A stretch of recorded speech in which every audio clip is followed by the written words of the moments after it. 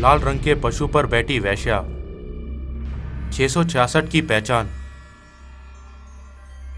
मेरे पिता जो जीवन भर कैथोलिक चर्च गए, परंतु उन्होंने यह अंतिम वसीयत छोड़ी। उसमें से निकल आओ।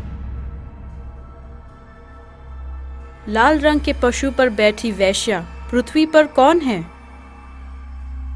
और 666 की पहचान क्या है? बाइबल में स्त्री का अर्थ चर्च है, इसलिए वेश्या का अर्थ मसीह विरोधी चर्च है जो अपने पति मसीह का पालन नहीं करता।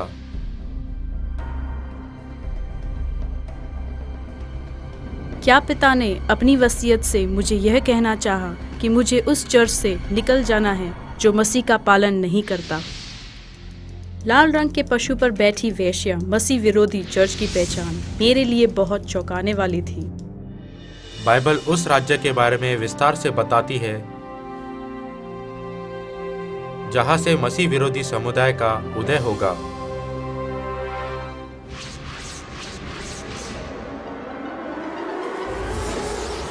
मूर्ति का सोने का बाग और पंख समेत सिंह वैभवशाली बेबीलोन को दर्शाता है।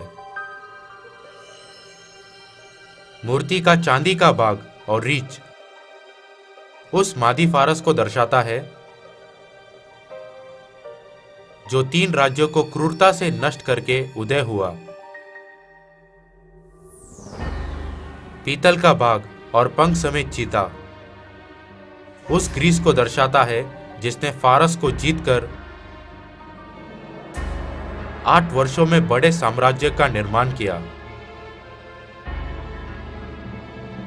मूर्ति का लोहे का भाग और 10 सींगों का जंतु शक्तिशाली राज्य रोम को दर्शाता है जो बाद में 10 राज्यों में विभाजित हुआ।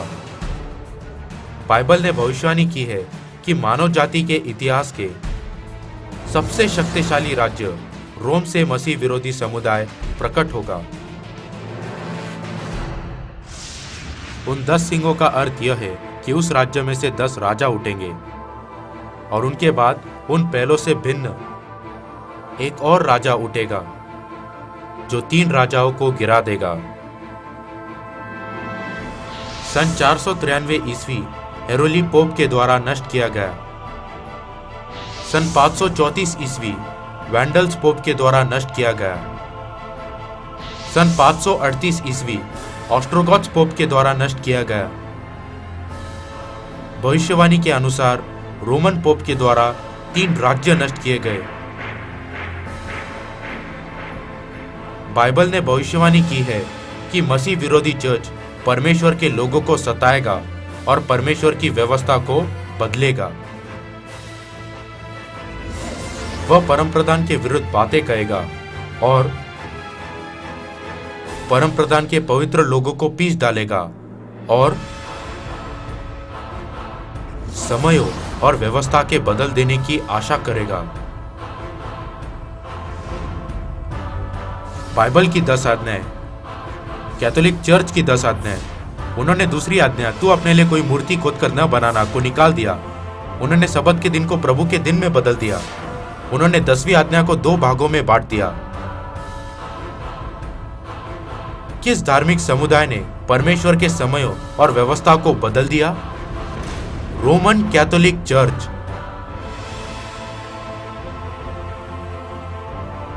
सन 321 ईस्वी में रोमन पोप ने सबत के दिन को मिटा दिया और रविवार आराधना को लागू किया। सन 325 ईस्वी में रोमन पोप ने फसह के पर्व को मिटा दिया। सन 354 ईस्वी में रोमन पोप ने क्रिसमस की शुरुआत की। सन 431 ईस्वी में रोमन कैथोलिक चर्च ने क्रूस और मरियम की मूर्ति की शुरुआत की। रोमन कैथोलिक चर्च ऐसे जंतु से दर्शाया गया है जिसका मुंह सिंह का था और जिसके पांव भालू के थे। सिंह से दर्शाए गए बेबीलोन के समान वे मूर्ति पूजा करते हैं।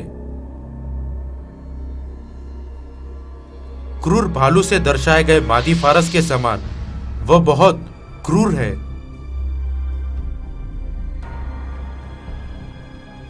क्योंकि रोमन कैथोलिक चर्च ने 5000 लोगों को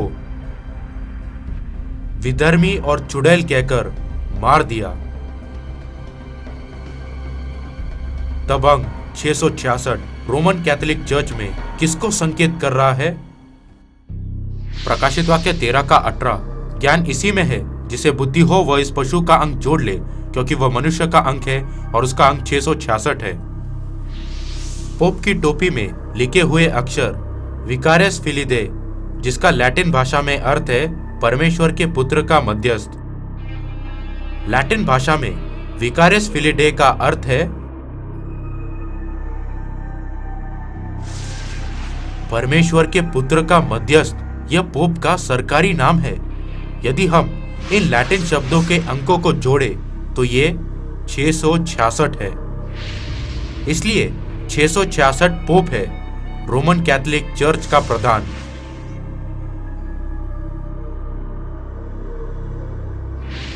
यह स्त्री बैजनी और लाल रंग के कपड़े पहने थी।